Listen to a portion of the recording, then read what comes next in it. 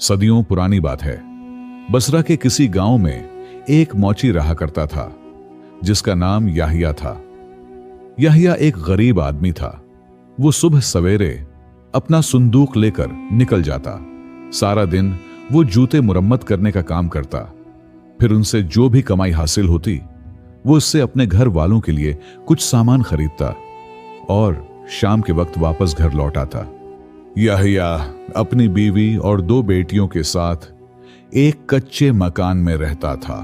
उसके मकान की छत इतनी खस्ता हाल थी कि बारिश के मौसम में छत से पानी टपकने लगता था। याहिया के पास एक बकरी थी जिसका इतना ही दूध होता कि मुश्किल से घर की जरूरत पूरी होती। याहिया की जिंदगी मुश्किलों से भरी थी, मगर उसकी जिंदगी का एक मकसद था कि वो कभी भी हराम नहीं कमाएगा और उसे जो कुछ भी मिलेगा वे इसमें से अल्लाह के बंदों का हिस्सा जरूर निकालेगा। याहिया गांव के बीच एक दरख्त के नीचे अपनी दुकान लगाता था। सर्दियों के एक दिन याहिया दरख्त के नीचे अपनी छोटी सी दुकान पर जूतों की मुरम्मत करने में मसरूफ था। इसकी दुकान का खजाना लकड़ी का एक संदूक था। अक्सर याहिया अपने साथ लाई हुई रोटी के चंद टुकड़े दरख्त के नीचे आने वाली चिड़ियों को डाल देता। जब वो चिड़ियां ये रोटी के टुकड़े खाते तो ये मंजर बड़ा ही दिलकश लगता। इसी तरह आज भी जब याहिया ने सारा काम खत्म कर लिया तो शाम के वक्त चंद सिक्के लेकर अपने घर की तरफ रवाना हो गया। रास्ते में उसने एक अजीब काम देखा कि एक औरत अपने बच्चे को लिए बाजार में बैठी भीख मांग रही थी और इस औरत का बच्चा रो रहा था। याहिया चंद लम्हों के लिए रुका। फिर उसने वो चंद सिक्के इस जरूरतमंद औरत को दे दिए और खुद को अल्लाह के भरोसे पर छोड़ दिया। जब वो घर पहुंचा तो बीवी को सारे दिन की कारगुजारी सुनाई। लैला अपने शोहर के काम से कुछ हद तक मुत्तफक हुई और वो रात इसी तरह ही गुजरी। अगले दिन याहिया फिर से अपने काम की तरफ निकला। दोपहर का वक्त था और सर पर सूरज भी चमक रहा था, मगर याहिया फिर भी सर्दी महसूस कर रहा था। वो गांव का वाहिद मौची था। गांव के सब लोग अपने फट्टे पुराने जूते की मुरम्मत इसी से करवाते थे, इसलिए उसको फारिग बैठने की जरा भी फुर्सत नहीं मिलती थी और वो सुबह से शाम तक अपने काम में ही लगा रहता था। याहिया था तो गरीब आदमी, मगर इसमें लालच नाम की कोई चीज न थी। उसे इल्म था कि गांव के लोगों की आमदनी ज्यादा नहीं होती और वो बड़ी मुश्किल से अपनी जिंदगी बसर करते हैं। याहिया अनपढ़ था, मगर इसको गांव वालों के गरीब लोगों की गुर्बत का एहसास था, इसलिए वो जूतों की मुरम्मत के ज्यादा पैसे नहीं लेता था। और ऐसा भी नहीं था कि इसको जूतों की मुरम्मत के बदले रकम ही मिलती हो। गांव के कुछ लोग इसकी खिदमत के एवज उसे अनाज और सब्जियां वगैरह भी दे दिया करते थे। याहिया को घर चलाने के लिए सख्त मेहनत करना पड़ती थी। इसकी बीवी एक बहुत अच्छी और मेहनती औरत थी। वो जूतों में काम आने वाला चमड़ा रंगने में याहिया का हाथ बटाती थी और उसके साथ साथ वो जमींदार के खेतों में काम भी करती थी, जिससे उसे कुछ पैसे मिल जाते थे। मगर वो दिल ही दिल में ये गुमान भी रखती थी कि काश मेरा शौहर भी एक अमीर शख्स होता तो यूं मुझे किसी के खेतों में काम न करना पड़ता। लेकिन वो किसी भी तरह शौहर के साथ गुजारा कर रही थी। दोनों की उस जदोजहद के नतीजे में घर की गाड़ी चलती रहती थी। उनकी दोनों बेटियां अभी छोटी थीं और गांव के मदरसे में पढ़ती थी। याहिया के घर की छतों की काफी मुद्दत से मुरम्मत नहीं हुई थी और उनकी छतें बोसीदा हो चुकी थी। बारिश होती थी तो पानी कमरों में टपकने लगता था। याहिया ये सोच सोचकर परेशान हो जाता था कि अगर सर्दियों में बारिशें शुरू हो गईं तो क्या होगा। उसने पैसे जमा करना शुरू कर दिए थे ताकि बारिशें होने से पहले ही घर की छत की मुरम्मत करवा ले, मगर अभी उसके पास थोड़े ही पैसे जमा हुए थे। वो इस मकसद के लिए अब सूरज गुरूब होने तक काम में लगा रहता था ताकि कुछ इजाफी रकम हासिल हो जाए जो छत की मुरम्मत में काम आ सके। गांव के चंद मगरूर आदमी याहिया से चिढ़ते थे। वो कहते, जरा इस गरीब मौची को तो देखो, खुद उसकी चाहतों से पानी टपकता है और ये लोगों को मुफ्त में जूते मुरम्मत करके देता है।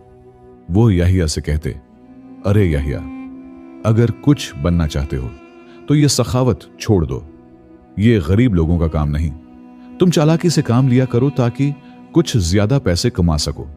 लेकिन याहिया उन्हें एक ही जवाब देता जो अल्लाह के लिए देता है, वो कई गुना बढ़कर वापस पाता है। और दूसरा, मैं कभी भी अपनी औलाद को हराम नहीं खिलाऊंगा और न ही कभी बेईमानी से काम लूंगा। उन मगरूर लोगों ने याहिया को इतना ज्यादा परेशान किया कि याहिया का वहां चंद लम्हे बैठना भी दोभर हो गया। उसने फौरन सामान समेटा और घर की तरफ चल दिया और अपने कमरे में परेशान होकर बैठ गया। उसने किसी से कोई बात ना की, वो बहुत ज्यादा गमजदा था। उसने कुछ देर बाद जाए नमाज बिछाई और अपने रब से रो रो कर दुआ करने लगा, ऐ अल्लाह, मैं तेरा कमजोर और गरीब बंदा हूं, ये तेरे बंदे मुझे ताने देते हैं, तू मेरी मदद कर और मेरी सखावत का मुझे अच्छा सिला अता कर। वो पूरी रात याहिया ने रो कर गुजारी, लेकिन वो नहीं जानता था कि अल्लाह अपने बंदे को तन्हा नहीं छोड़ता। एक दिन वो दोपहर के वक्त काम कर रहा था कि उसकी बेवी उसका खाना लेकर आ गई। लैला देखना चाहती थी कहीं मेरा शौहर अब भी सखावत के चक्कर में लोगों की मदद तो नहीं कर रहा। लैला अपने शौहर की दरिया दिल्ली से तंग थी, लेकिन उसने कभी ये बात जाहिर नहीं की थी। वो अपने साथ टीन का एक बड़ा सा डब्बा भी लाई थी जिसमें उसने लकड़ियों से आग जला रखी थी। याहिया बीवी खाने और आग के डब्बे को देखकर खुश हो गया और बोला, लैला सदा खुश रहो, तुमने तो कमाल ही कर दिया। तुझे कैसे पता चला कि मुझे सर्दी लग रही है? लैला अपनी तारीफ सुनकर खुश होकर बोली, याहिया, जैसी सर्दी यहां है वैसी सर्दी घर पर भी है। मैंने सोचा कि तो सर्दी में काम कर रहा होगा, उसलिए मैं डब्बे में आग जलाकर ले आई हूं। ये कहकर इसकी बीवी ने खाना खोलकर उसके सामने रख दिया और बोली, आप खाना खा लीजिएगा, मैं वापस चलती हूं। दर हकीकत याहिया के पास कोई भी मौजूद नहीं था, इसलिए लैला ने जो सोचा था वो नहीं हो सका था। याहिया ने कहा, ठीक है, मगर लैला ये सुन ले कि तो मेरी खातिर बहुत सी तकलीफें उठाती है।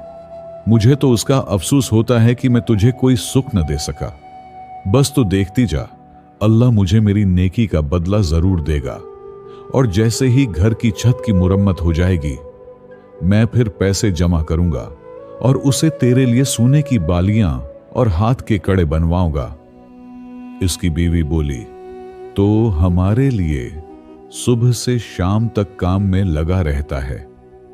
अल्लाह का शुक्र है कि मैं इस हालत में भी बहुत सुख में हूं। याहिया सर हिलाकर पानी से हाथ धोने लगा और फिर खाने में मसरूफ हो गया। उसकी बेबी उठकर चली गई। याहिया जल्द ही खाने से फारिग हो गया और दोबारा अपने काम में लगा। ज्यादा देर न गुजरी थी कि उसको दूर से आलमगीर आता दिखाई दिया।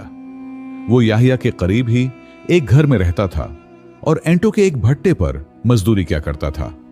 उसके हाथ में एक थैला था। करीब आकर उसने वो थैला याहिया के पास रख दिया और खुद जमीन पर बैठ गया। याहिया ने वो जूता जिसकी वो मुरम्मत कर रहा था एक तरफ रखा और बोला, आलमगीर भाई कैसे आना हुआ? आलमगीर ने धीरे से कहा, परसों दूसरे गांव से लड़की वाले शादी के लिए मेरी बड़ी लड़की को देखने आ रहे हैं, उसलिए जूते मुरम्मत करवाने लाया हूं। याहिया ने खामोशी से वो थैला उठाया जिसमें आलमगीर मुरम्मत करवाने के लिए जूते लाया था। ये जूते भी निहायत खस्ता हालत में थे, ऊपर का चमड़ा पुराना हो गया था। उसने उन्हें पलटकर देखा तो दोनों जूतों के तले फटे हुए थे। दूसरी बात जो याहिया ने महसूस की वो ये थी कि आम जूतों की निस्बत ये जूते उसे कुछ ज्यादा ही वजनी लगे। उसने इस बात पर कोई ध्यान न दिया। जब आलमगीर ने जूतों में याहिया की बेजारी देखी तो वो परेशान हो गया। उसको ये डर था कि इतने खराब जूते देखकर याहिया उनकी मुरम्मत से इनकार न कर दे। इसलिए वो कहने लगा, याहिया भाई, जूते बहुत पुराने हैं, उनको मैंने घर में पड़े पुराने सामान से निकाला है। ये जूते मेरे दादा के थे और किसी जमाने में बहुत अच्छी हालत में थे। दादा के इंतकाल के बाद मेरे अब्बा ने पहन पहन कर उनका ये हाल कर दिया था। अगर बेटी की बात पक्की होने की तकरीब न होती तो मैं कभी भी ऐसे फटे पुराने जूते लेकर तुम्हारे पास ना आता। बस ये समझ लो, ये मेरी इज्जत का मुआमला है। याहिया उसकी बात सुनकर रंजीदा हो गया। उसने कहा, ये जूते बहुत कीमती हैं, तुम्हारे दादा तो काफी पैसे वाले होंगे। उसकी शर्मिंदगी महसूस करके याहिया ने उसकी तसल्ली के लिए कहा, तुम फिक्र मत करो, मैं उन जूतों को ऐसा कर दूंगा कि देखने वाले देखते रह जाएंगे।